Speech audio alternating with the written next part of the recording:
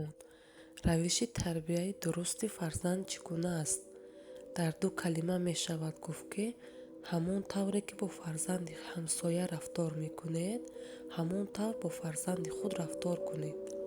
Масалан, агар ҳамсоя писарашро ба хонаи шумо оварда гӯяд: ба ман кори фаврӣ афтидааст, шумо метавонед лутфан ба муддати чанд соат писарамро дар хонаатон нигоҳ кунед.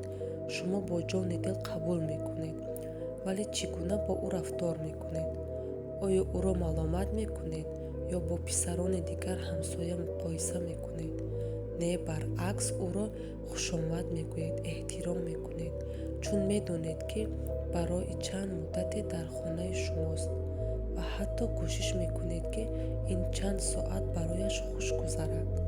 Пас хулоса, бо фарзанди худ низ ҳамин тавр рафтор кунед, эҳтиром кунед, қадрашро бидонед ва кӯшиш кунед ки дар хона ва зиндагии шумо барояш хуш гузарад.